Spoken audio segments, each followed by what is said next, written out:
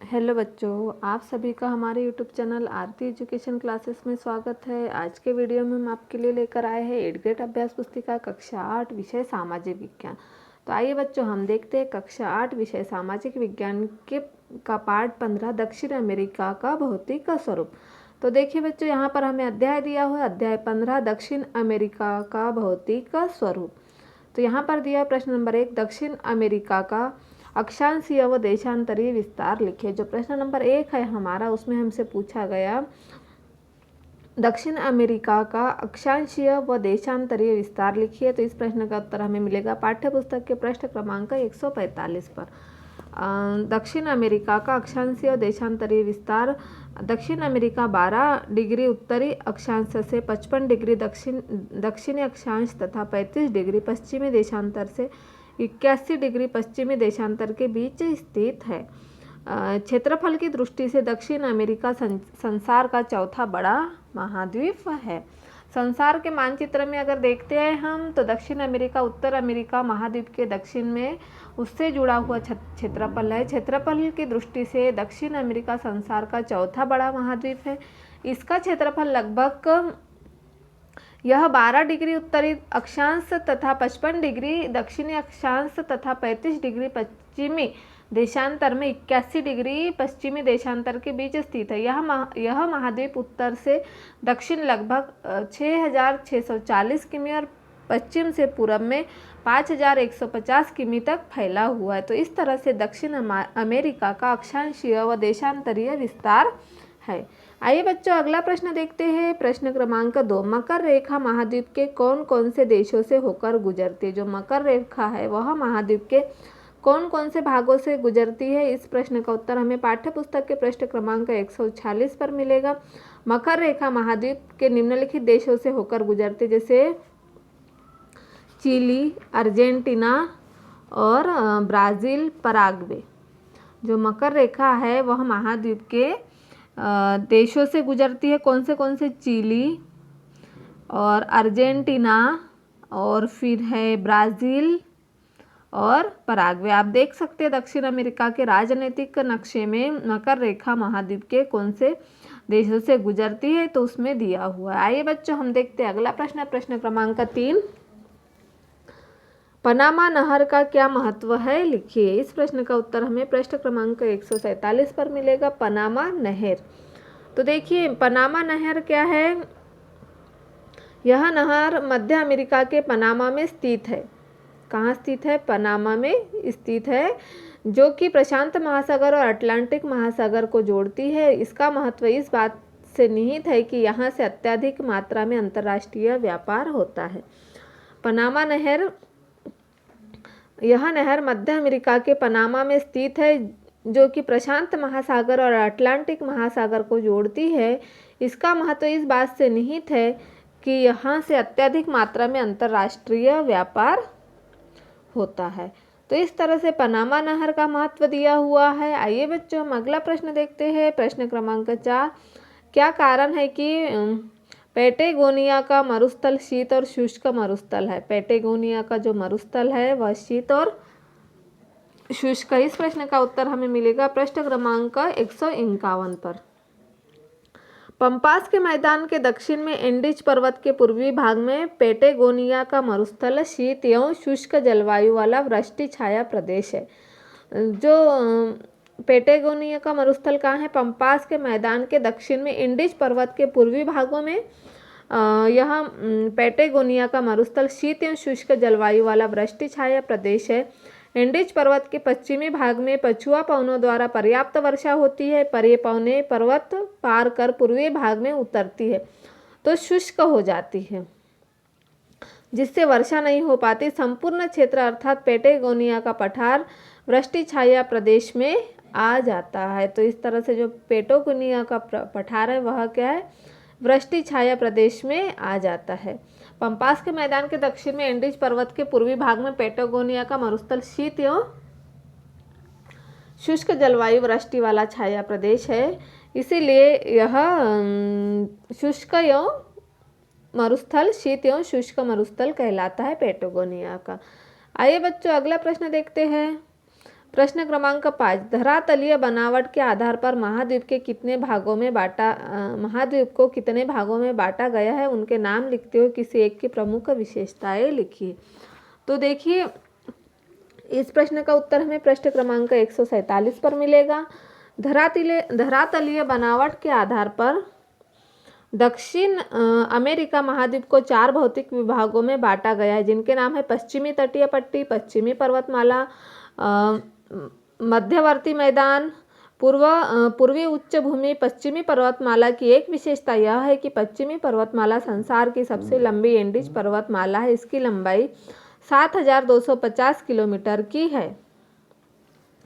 जो पश्चिमी पर्वतमाला है यह क्या है, 7,250 किलोमीटर की है। जो धरातलीय बनावट के आधार पर दक्षिण अमेरिका महाद्वीप के 4 भौतिक विभागों में बांटा जा सकता है, जैसे पश्चिमी तटीय पट्टी, पश्चिमीय पर्वतमाला, मध्यवर्ती मैदान और पूर्वी की उच्च भूमि। तो इसमें से जो है हमारा पश्चिम तटीय पट्टी, ये क्या है, महाद्वीप के दक्षिण भाग में प्रशांत महासागर के तटीय भाग और एंडीज पर्वतमाला के मध्य में मैदानी भूमि संकरी पट्टी के रूप में उत्तर से दक्षिण तक फैली हुई है। इस तटीय मैदान के मध्य में अटाकामा नामक मरुस्थल है, जो संसार का सबसे शुष्क गर्म मरुस्थल है। इस तटीय मैदान की चौड़ाई सब जगह समान होती है। फिर अगला पश्चिमी पर्वतमाला।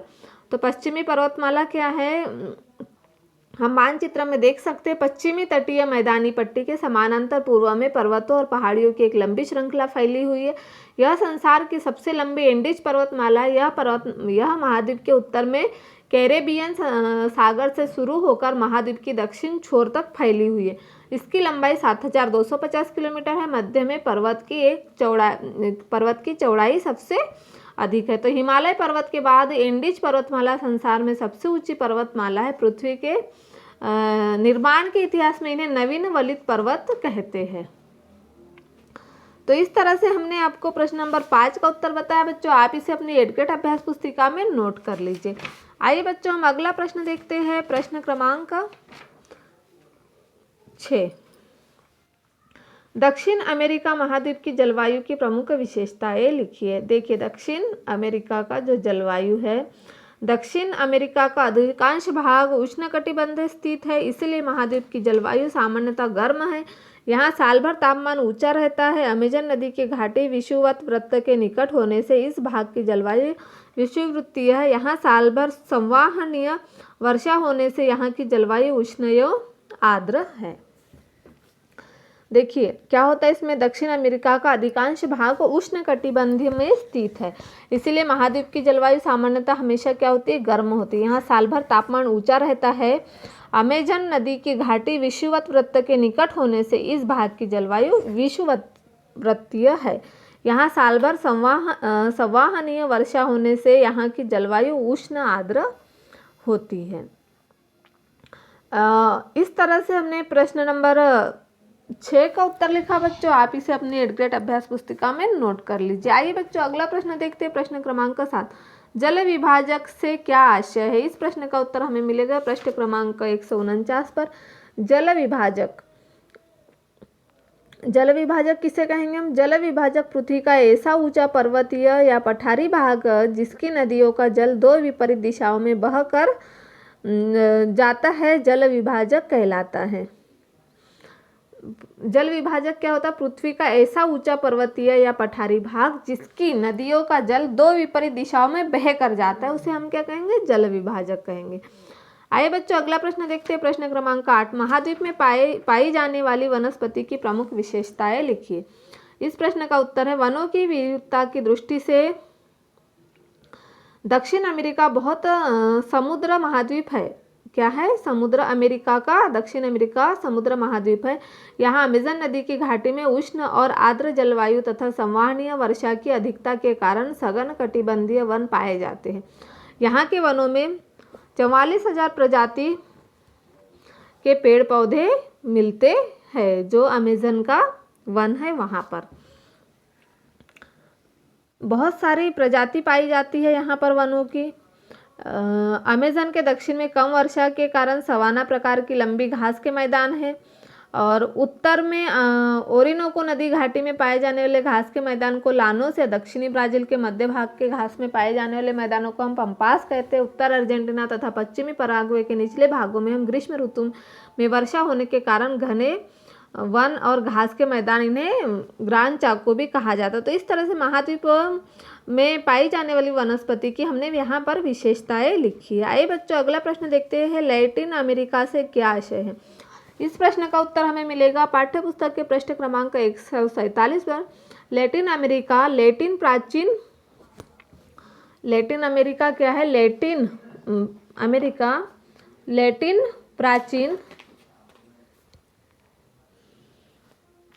प्राचीन रोम वासियों की भाषा है। पुर्तगाल और स्पेन से लैटिन भाषा बोलने वाले यूरोपीय लोग दक्षिण अमेरिका, मध्य अमेरिका, मेक्सिको और वेस्ट इंडीज में बस गए थे, इसलिए इस संपूर्ण भाग को लैटिन अमेरिका कहते हैं।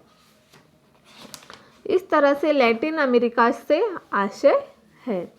आइए बच्चों अगला प्रश्न देखते हैं, प्रश्न क्रमांक 10। यहाँ हमें दिया, नीचे दिए गए दक्षिण अमेरिका महाद्वीप के रेखा मानचित्र में निम्नलिखित को दर्शाइए। देखिए हमें दक्षिण अमेरिका का मानचित्र दिया हुआ है, इससे हमें क्या करना है, इनको दर्शाना है। तो हमें दिया हुआ है अमेजन व कोलोराडो नदी, फिर है बोलीविया देश, सेंट जॉर्ज की खाड़ी, फिर दिया हुआ है टिकाकाका झील, पम्पास के मैदान, एंडीज पर्वतमाला, ब्यूनस आयर्स और पेटेगोनिया का मरुस्थल, मकर रेखा और फाकलैंड द्वीप। तो आइए बच्चों हम देखते हैं इनको। प्रश्न नंबर 10 का उत्तर जो हमें अमेरिका महाद्वीप, दक्षिण अमेरिका में के महाद्वीप में हमें इन्हें लिखना है। तो देखिए हमारा जो सबसे पहला था अमेजन व कोलोराडो नदी। तो अमेजन और कोलोराडो नदी, देखिए यहाँ पर अमेजन नदी दिख रही है और हमें कोलोराडो नदी देखिए यहाँ पर है। तो अमेजन नदी क्या है? विश्व की सबसे बड़ी व दूसरी सबसे लंबी नदी है। क्या है? विश्व की सबसे बड़ी व दूसरी लंबी नदी है। तो इस तरह से अमेजन नदी है। और कोलोराडो नदी क्या है? अर्जेंटीना में बहती है। कोलोराडो नदी कहाँ बहती है? अर्जेंटीना में बहती है। अगला है हमारा नंबर 2 एंडीज पर्वतमाला। तो एंडीज पर्वतमाला देखिए बच्चों यहाँ पर है एंडीज पर्वतमाला। एंडीज पर्वतमाला के विश्व की सबसे लंबी पर्वत श्रेणी है। जो एंडीज पर्वतमाला है यह हमारे विश्व की सबसे लंबी पर्वत श्रेणी है।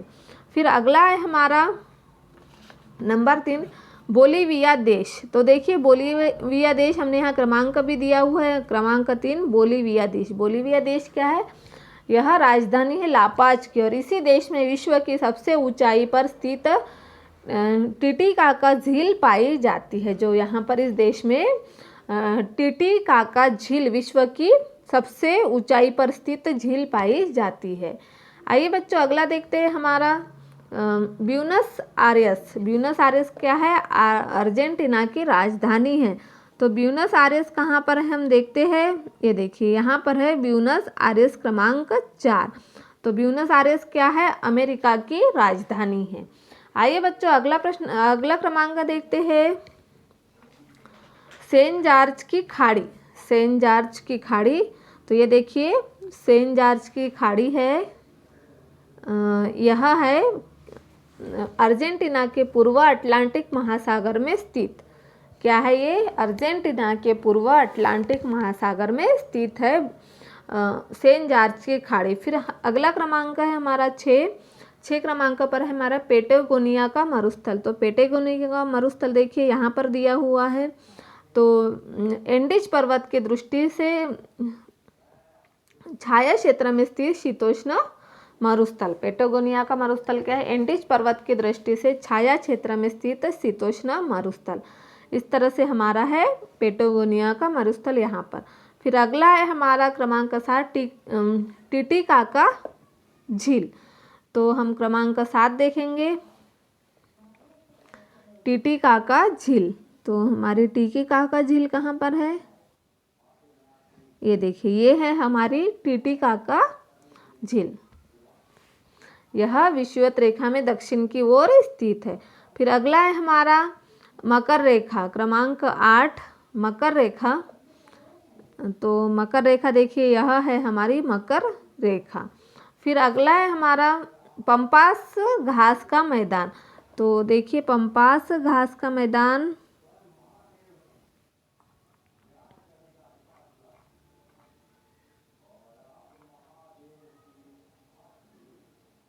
ये देखिए पंपास घास का मैदान क्या है, अर्जेंटीना व उरुग्वे के उत्तर पूर्वी क्षेत्रों में शीतोष्ण कटिबंधीय प्रेरी प्रकार के घास के मैदान है। जो पंपास के घास के मैदान हम किसे कहेंगे, अर्जेंटीना व उरुग्वे के उत्तर पूर्वी क्षेत्रों में शीतोष्ण कटिबंध प्रेरी प्रकार के घास के मैदान है। आइए बच्चों अगला प्रश्न, अगला क्रमांक देखते हैं, फॉकलैंड द्वीप। तो ये देखिए ये है हमारा फॉकलैंड द्वीप जो है अर्जेंटीना व यूनाइटेड किंगडम के बीच विवादित है और वर्तमान में इस पर यूनाइटेड किंगडम का अधिकार जमा हुआ है। तो इस तरह से हमने जो हमारा अमेरिका महाद्वीप के रेखा मानचित्र में हमें दर्शाना था, अमेजन व कोलोराडो नदी और बोलिविया देश, सेंट जॉर्ज की घाटी, टीटीकाका झील, पंपास घास के मैदान, एंडीज पर्वतमाला, ब्यूनस आयर्स, पेटेगोनिया का मरुस्थल, मकर रेखा और फॉकलैंड झील। तो इस तरह से हमने इसमें दर्शा दिया है बच्चों। आप भी अपने 8th ग्रेड अभ्यास पुस्तिका के नक्शे में इसे जरूर दर्शाइए। तो इस तरह से आज हम आपके लिए लेकर आए थे 8th ग्रेड अभ्यास पुस्तिका कक्षा 8 विषय सामाजिक विज्ञान का अध्याय 15 दक्षिण अमेरिका का भौतिक स्वरूप। अध्याय 15 दक्षिण अमेरिका का भौतिक स्वरूप।